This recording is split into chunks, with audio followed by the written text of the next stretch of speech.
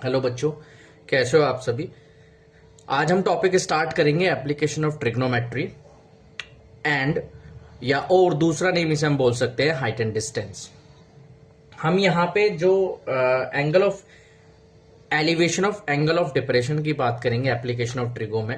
दो टाइप्स के ही इसके अंदर क्वेश्चंस फाइंड आउट करने के लिए आते हैं कि what is the angle of elevation format पे और एक एंगल ऑफ डिप्रेशन पे।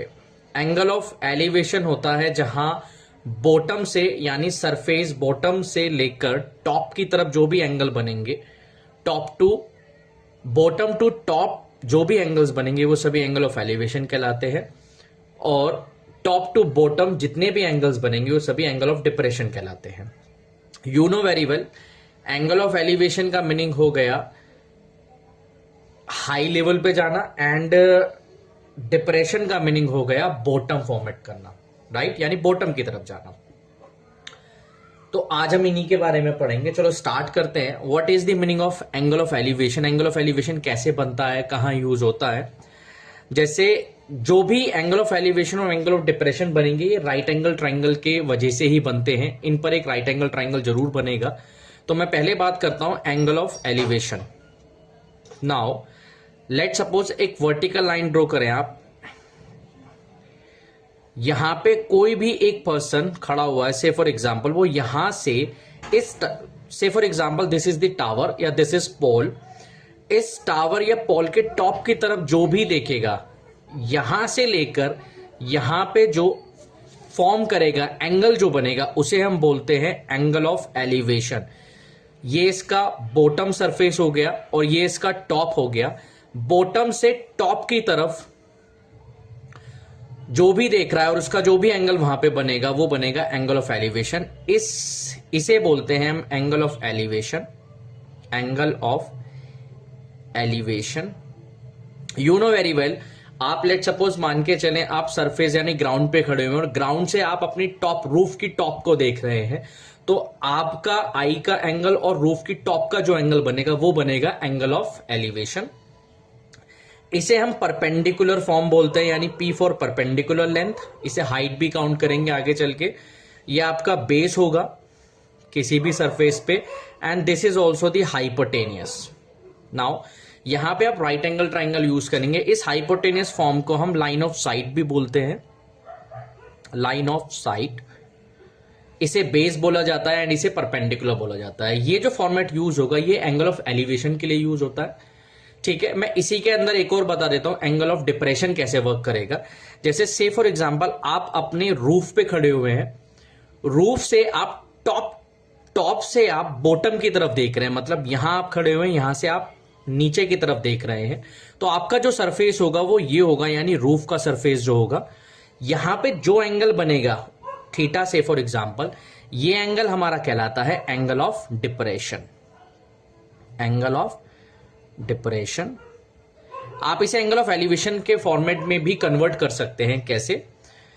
यहां पे टॉप पे आप खड़े हुए हैं तो जाहिर सी बात है ये एक वर्टिकल फॉर्म भी होगा। इस वर्टिकल फॉर्म को कुछ भी आप बोल सकते हैं। ये लेंथ हो सकती है वर्टिकली लेंथ। जब ये ग्राउंड से टच होती है तो इसका भी सरफेस होगा। तो जो ये टॉप रूफ का जो टॉप है इसके सरफेस पे जो एंगल बना है, ये वाली लेंथ और ये वाली length by construction of parallel बोल सकते हैं, जिसकी वजह से ये एंगल और ये एंगल ऑल्टरनेट इंटीरियर माने जाते हैं। तो अगर आप इस एंगल को एंगल ऑफ डिप्रेशन को कन्वर्ट करना चाहते हैं एंगल ऑफ एलिवेशन में, तो आप इसे एंगल ऑफ एलिवेशन में इस तरीके से कन्वर्ट कर सकते हैं। सेम यही कंडीशन होती है आपकी लाइन ऑफ साइट, जिसे हम हाइपोटेनियस बोलते हैं। ये वाला हो गया वर्टिकल परपेंडिकुलर लेंथ या वर्टिकल हाइट हो गई। दिस इज द बेस, जैसे आपने एंगल ऑफ एलिवेशन में अभी मैंने आपको बताया। तो यही दो फॉर्मेट है जो यहां पे यूज है, angle of elevation and angle of depression. किस तरीके से हम निकालते हैं, कैसे हम क्वेश्चंस करते हैं, मैं इसको इन सभी के बारे में आपको आगे बताता हूं, ठीक है। तो हम कुछ क्वेश्चंस करेंगे इनसे रिलेटेड, कुछ क्वेश्चन से समझेंगे कि एंगल ऑफ एलिवेशन और एंगल ऑफ डिप्रेशन कैसे पूछे जाते हैं एग्जाम पॉइंट ऑफ व्यू में, तो वो आपके लिए थोड़ा सा इंपॉर्टेंट होगा। चलो आगे चलते हैं। जैसे एनसीईआरटी का क्वेश्चन नंबर फर्स्ट है 9.1 एक्सरसाइज से आपके सामने है। क्या बोलना चाह रहा है? 9.1 एक्सरसाइज 9.1 क्वेश्चन नंबर फर्स्ट, आपसे बोल रहा है a circus artist is climbing a 20 metre long rope which is tightly stressed and tight from the top of a vertical pole to the ground. Find the height of the pole if the angle made by the rope with the ground level is 30 degree. क्या बोलना चाह रहा है? आपसे कह रहा है कि एक सर्कस आर्टिस्ट है जिसने 20 मीटर की लॉन्ग रॉप को पकड़े हुए है एक वर्टिकल पोल से, ठीक। आगे बोल रहा है which is tightly stressed and tight from the top of a vertical pole. कहना क्या चाह रहा है, लेट सपोज ये इसका सरफेस होगा, यहां एक आर्टिस्ट है, उसने यहां से एक वर्टिकल पोल पर 20 मीटर की लॉन्ग रॉप से, ये जो है इस रॉप की बात कर रहा है, ये है 20 metre long rope, tightly stressed कर रहा है वर्टिकल पोल से। कह रहा find the height of the pole, मतलब यहां से लेकर यहां तक की जो रोप है, जो रस्सी बंधी हुई है, इसकी जो लेंथ दी हुई है वो दे रखी है 20 मीटर। और कहना चाह रहा है कि जो पोल है, यानी ये पोल है हमारा, इसकी जो हाइट है h, मान लीजिए h मीटर इसकी हाइट दी हुई है, वो आपसे पूछ रहा है find the height of the pole if the angle made by the rope with the ground, ground से रोप और पोल के बीच का जो एंगल जो बन रहा है वो 30 डिग्री बन रहा है, मतलब ग्राउंड से बन रहा है। उसने क्या बोला, made by the rope with the ground, it means ये जो एंगल बन रहा है ये 30 डिग्री बन रहा है, तो ये आपका हो गया एंगल ऑफ एलिवेशन। अब यहां पे आपने ट्रिग्नोमेट्री रेशियोज, मैंने आपको बताया था प्रीवियस वीडियोस में कि ट्रिग्नोमेट्री रेशियोज का हम यहां पे यूज करेंगे। कैसे, हमने पढ़ा है परपेंडिकुलर अपॉन, देखो ये हमेशा परपेंडिकुलर होता है, इसके सामने वाली लेंथ ऑलवेज हाइपोटेनियस होगी, ये परपेंडिकुलर होगा, और जिस एंगल की बात करेगा उस एंगल के सामने वाला ऑलवेज परपेंडिकुलर ही काउंट होता है, ठीक है, ट्रिग्नोमेट्री फॉर्म में। तो आप क्या करेंगे, ये अगर आप इसे लेंगे 30 डिग्री तो आप ले सकते हैं परपेंडिकुलर अपॉन हाइपोटेनियस, क्योंकि हमें परपेंडिकुलर नहीं पता, एक चीज पता है हाइपोटेनियस, जो 20 मीटर रॉप से बंधा हुआ है। तो हम यहां पे कह सकते हैं परपेंडिकुलर अपॉन हाइपोटेनियस, यानी आप इसे ऐसे लिखिए, इसका सॉल्यूशन ऐसे लिखेंगे, ए बी और सी मान लीजिए आप इसे, आप ऐसे लिख सकते हैं, A B is a pole and A C is the rope in right triangle A B C, जहां पर आपको पता है ये जो वैल्यू बन रही है थीटा, हमारा कहां पर है, थीटा है 30 डिग्री, तो आप कह सकते हैं परपेंडिकुलर अपॉन हाइपोटेनियस होता है हमारा साइन थीटा, तो साइन थीटा हो गया हमारा परपेंडिकुलर यानी हाइट अपॉन हाइपोटेनियस यानी 20 मीटर, तो थीटा हमारा कितना 30 डिग्री, तो sine 30 degree is equals to h upon 20, sine 30 की वैल्यू होती है 1/2 is equals to h upon 20। आप इसे सॉल्व कर सकते हैं, 20/2, 20 आप इधर लेके जा सकते हैं, and by 2 is equals to h, then h is equals to, यानी पोल की हाइट आ गई हमारी 10 मीटर। तो उसने पूछा था हाइट ऑफ द पोल आप बताओ, तो हाइट ऑफ द पोल हो गई हमारी यहां पर 10 मीटर। नोट कर लीजिए।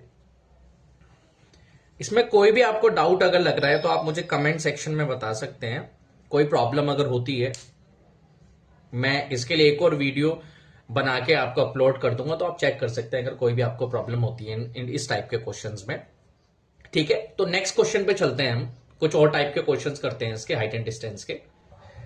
इसका नेक्स्ट क्वेश्चन करते हैं, क्वेश्चन नंबर 4 है एनसीईआरटी एक्सरसाइज 9.1 का। आपसे कह रहा है the angle of elevation of the top of a tower from a point on the ground which is 30 metre away from the foot of the tower is 30 degree, find the height of the tower. अब सबसे पहले आपको इसमें इसका figure बनाना पड़ेगा, जो भी language use कर रहा है आप उस लैंग्वेज को रीड आउट करके आप इसका एक फिगर बना सकते हैं। क्या कहना चाह रहा है, the angle of elevation of the top of a tower. सबसे पहले एक टावर बनाइए, लेट सपोज टावर एक वर्टिकल फॉर्मेट में होगा, ये रहा एक टावर, आप इसका नेम दे दीजिए, दिस इज ए एंड सी, ये टावर हो गया, इस टावर की हाइट होगी आप मान लीजिए h मीटर से फॉर एग्जांपल, ठीक है। आपसे कह रहा है from a point on the ground, it means इस टावर का कुछ बेस होगा, यानी सरफेस होगा, इसे आप ऐसे मान लीजिए। आपसे कह रहा है which is 30 metre away from the foot of the tower is 30 degree. It means कहना चाह रहा है टावर से 30 मीटर की दूरी पर, यानी 30 मीटर के डिस्टेंस पर एक एंगल बन रहा है जो कि टावर के ग्राउंड से टावर के सरफेस यानी ग्राउंड से टावर के टॉप पर एक एंगल बन रहा है। वो एंगल बन रहा है आपका कितना, 30 डिग्री, यानी ये बन गया आपका एंगल ऑफ एलिवेशन। ठीक है, आप इसे ले सकते हैं बी। ये हो गया परपेंडिकुलर। आया समझ में? नाउ मैं दोबारा समझा देता हूं। एक ये वर्टिकल टावर है, टावर का सरफेस होगा जिससे फुट से डिस्टेंस है 30 मीटर का, पॉइंट बी तक का। बी से लेके सी तक यानी ग्राउंड से लेकर टावर के टॉप तक का एंगल ऑफ एलिवेशन बन रहा है 30 डिग्री। ठीक, उसने कहा find the height of the tower. It means आपको एच फाइंड आउट करना है। तो आप इसे जो लिखेंगे, आप इसे इस तरीके से लिख सकते हैं। आप इसका जब सॉल्यूशन करेंगे तो सॉल्यूशन में आप ये स्टेटमेंट जरूर लिख सकते हैं, if AC is a tower. आप अपनी लैंग्वेज में भी लिख सकते हैं, मैं अपनी लैंग्वेज में लिख रहा हूं। AC is a tower of height, जिसके मैंने हाइट मानी है h मीटर। मैंने कहा angle of ABC is equals to 30 degree. आप इसे थीटा भी बोल सकते हैं अपने अकॉर्डिंग, कि थीटा हमारा यहां पर 30 डिग्री दिया हुआ है। तो हमारा जो राइट ट्राइंगल है, तो हम बोल सकते हैं in right triangle ABC, right triangle at A पर ABC, हमें पता चल रहा है, हमें परपेंडिकुलर अपॉन बेस पता है, हमने ट्रिग्नोमेट्री रेशियोज में पढ़ा हुआ है कि tan थीटा जो होता है उसे बोलते हैं हम परपेंडिकुलर अपॉन बेस। थीटा है हमारा 30 डिग्री, तो tan 30 is equals to perpendicular है h अपॉन बेस, बेस है हमारा 30। tan 30 डिग्री की वैल्यू होती है 1/√3। हमें पता है tan 30 degree is always equals to 1/√3। So h upon 30, normal calculation है, h is equals to 30 upon √3। नीचे एक रैशनल नंबर, इरेशनल नंबर है, इस इरेशनल नंबर को रैशनलाइज करते हैं सेम नंबर से, यानी √3 से ऊपर नीचे मल्टीप्लीकेशन कर देते हैं, तो वैल्यू आ जाएगी हमारी 30√3 डिवाइडेड बाय 3। √3 इंटू √3 3 से इसे आप डिवाइड करेंगे तो 10। इट मींस आपका आ गया 10√3 मीटर। तो आपकी जो हाइट आ गई, हैंस आपकी हाइट आई, हैंस हाइट ऑफ टावर जो आपने h माना हुआ है, height of tower h is equals to 10√3 metre. देखो अगर इस क्वेश्चन में हमें √3 की वैल्यू देता, कि √3 की वैल्यू वैसे तो होती है 1.732, अगर दी हुई होती यहां पर कि √3 इज इक्वल्स टू 1.732, तो आप √3 की वैल्यू रखते और उसे 10 से मल्टीपल करते। बट यहां पे नहीं दिया हुआ है, तो आप इसे ऐसे भी छोड़ सकते हैं, ये भी आपका आंसर सही माना जाएगा। ठीक है, समझ में आया? नोट कर लीजिए एक बार, फिर हम आगे कुछ और क्वेश्चंस करते हैं इसके, जिससे आपको ज्यादा से ज्यादा जितने मैं क्वेश्चंस कराऊंगा उसमें आपका सारे कंसेप्ट क्लियर हो जाएंगे हाइट एंड डिस्टेंस के, और इसे फिर आप आसानी से सॉल्व कर सकते हैं, आपको समझ आ जाएगा। नोट कर लीजिए आप एक बार। नेक्स्ट क्वेश्चन है हमारा क्वेश्चन नंबर 10। ये थोड़ा इंपॉर्टेंट क्वेश्चन है, एग्जाम पॉइंट ऑफ व्यू से भी इस टाइप का क्वेश्चन जरूर पूछा जाता है। आपका यहाँ पे बेस थोड़ा सा क्लियर हो जाएगा एंगल ऑफ एलिवेशन का। इसमें कहा है कि 2 poles of equal heights are standing opposite each other. क्या कहना चाह रहा है आपसे कि 2 पोल है जो एक दूसरे के अपोजिट पे खड़े हुए हैं। इट मींस पहला पोल अगर एक ये है तो इसके जस्ट एक और अपोजिट पोल है, ये रहा। दोनों पोल का सरफेस होगा, जाहिर सी बात है, तो दोनों पोल का सरफेस इस पोल से लेके इस पोल तक का एक डिस्टेंस बना दो, यानी सरफेस बना दो। नाउ आगे बोलना चाह रहा है each other on either side of the road. ठीक है, एक रोड पर 2 पोल बने हुए हैं अपोजिट साइड एक दूसरे के, विच इज 80 मीटर वाइड, जिसका टोटल डिस्टेंस जो बोल रहा है 80 मीटर का डिस्टेंस है दोनों पोल के बीच का। आगे बोलना चाह रहा है आपसे from a point between them on the road the angle of elevation of the top of the poles are 60 degree and 30 degree.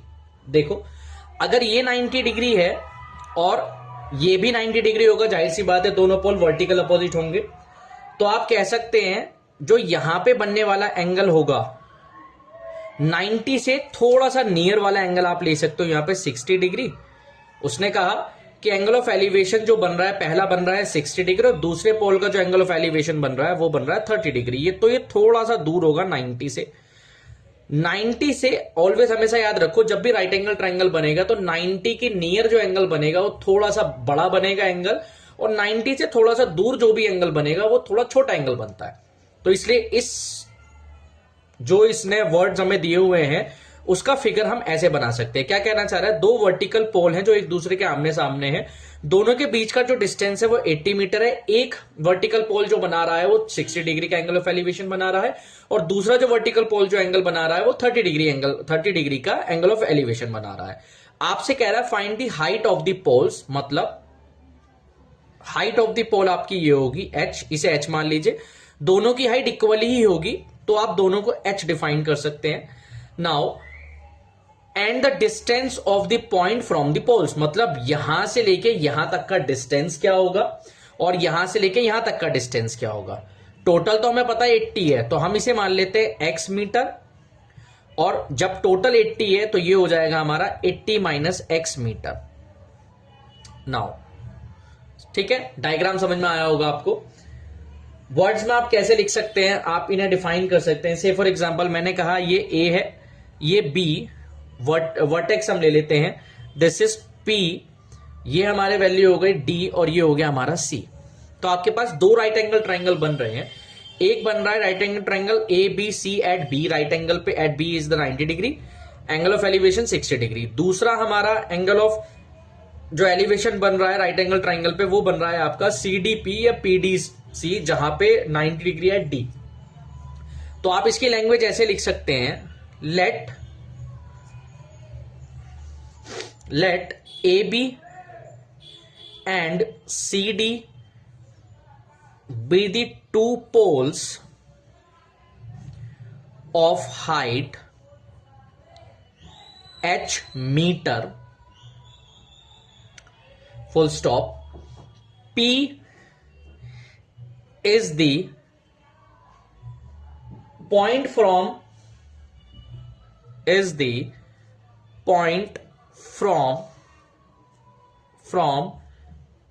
which angle of elevation, जिनके एंगल ऑफ एलिवेशन है आपके, angle of elevations are 60 degree and 30 degree. ठीक है, चलो अब आगे चलते हैं। हमने कहा आप इसे ऐसे लिख सकते हैं, बीपी आपने माना let suppose x metre and PD आपने माना 80 minus x metre, and complete of BD जो है वो है आपका 80 मीटर। ठीक है, अब आप इसे आगे कर सकते हैं। सबसे पहले पहला राइट एंगल ट्राइंगल ले लीजिए, वो आपकी मर्जी, आप कोई सा भी ले सकते हैं। पहले मैं जो ले रहा हूं, मैं ले रहा हूं ABP ले रहा हूं, आप CDP भी ले सकते हैं, फॉर्मेट दोनों का सेम ही रहेगा। तो मैं पहला राइट एंगल ट्राइंगल ले रहा हूं, the right angle triangle of ABP। आप देख रहे होंगे राइट एंगल ट्राइंगल में this is the perpendicular and this is base. Perpendicular upon base always tan theta बनता है, टी रेशियोज में हमने पढ़ा है। थीटा हमारा है यहां पे 60 डिग्री, तो tan 60 degree is equals to perpendicular यानी h अपॉन बेस यानी x। tan 60 डिग्री होता है हमारा, आप इसे ऐसे भी लिख सकते हैं h upon x। tan 60 degree होता है हमारा √3। तो यहां पर आप किसी भी एक की वैल्यू निकाल लीजिए, मैंने h की वैल्यू निकाल ली, h आ गया हमारा √3x मीटर। अभी यहां पे हमने वेरिएबल x की फॉर्म में निकाला है, हम इसे अभी आगे सॉल्व करेंगे। नाउ हमारी जो वैल्यू आ रही है h जो आ रहा है वो आ रहा है √3x पीछे। ठीक है, अब आगे चलते हैं। अब हम दूसरा राइट एंगल ट्राइंगल लेते हैं। दूसरा राइट एंगल ट्राइंगल कौन सा था मैं आपको दिखा देता हूं एक बार फिगर में। दूसरा राइट एंगल ट्राइंगल है हमारा CDP, परपेंडिकुलर अपॉन बेस। अब हम लेंगे यहां पे नाउ, तो हम ले सकते हैं in right angle triangle CDP we get, हम इसे कैसे सॉल्व करेंगे, देखिए यहां पर वैल्यू हमारी बन रही है CDP में परपेंडिकुलर है हमारा, परपेंडिकुलर यानी tan theta is equals to perpendicular upon base angle है यहां पर थीटा हमारा 30 डिग्री, परपेंडिकुलर है एच, बेस है हमारा 80 माइनस एक्स। टेन 30 डिग्री की जो वैल्यू होती है वो होती है √3, ठीक है। टेन थर्टी की जो वैल्यू होती है वो होती है 1/√3 and h upon 80 minus x. आप इसे नॉर्मल सॉल्व कर लीजिए, 80 minus x is equals to h√3। h की वैल्यू जो है आपकी वो है यहां पर, हमने पीछे सॉल्व करी है, h की वैल्यू हमने निकाली है √3x। आप यहां पुट कर दीजिए √3x multiple √3, 80 minus x is equal to √3 multiple √3 यानी 3x। x को इधर ट्रांसपोज कर दीजिए तो 3x plus x is equal to हो गया 4x, यानी 4x is equal to 80।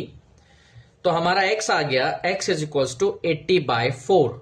Now this is 20 metre. तो x की जो वैल्यू आ जाती है हमारी वो आती है 20 मीटर।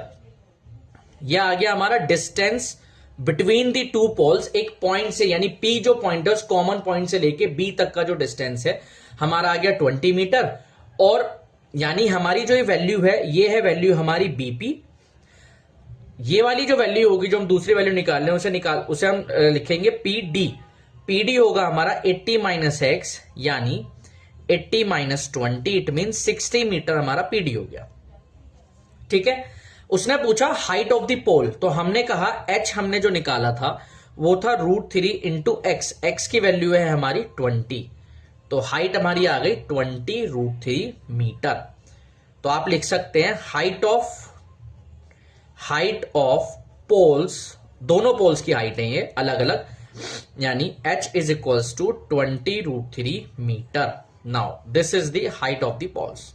ये था क्वेश्चन, ये काफी इंपॉर्टेंट है एग्जाम पॉइंट ऑफ व्यू से, तो आप इसे नोट कर लीजिए एक बार, ठीक है। ऐसे ही हम कुछ क्वेश्चंस लेके चलेंगे, कुछ टॉपिक्स के सॉल्यूशंस को करते चलेंगे जिससे आपको इजी वे में आसानी से सॉल्यूशन मिल जाए और आपको समझ आ जाए, ठीक है। कुछ बच्चे हैं जो कोर्स भी ज्वाइन करना चाहते हैं तो वो भी ज्वाइन कर सकते हैं यहाँ पर, ठीक है। आप फ्री ऑफ कॉस्ट इस चीज को ले सकते हैं, वीडियोस देखकर आपको जो भी समझ में आता है या कोई भी क्वेश्चन में अगर डाउट आता है तो कमेंट करें, कमेंट सेक्शंस में मैं आपके जो भी रिव्यूज होंगे उसके अकॉर्डिंग एक वीडियोस बना के अपलोड कर दूंगा, ठीक है। नोट कर लीजिए एक बार।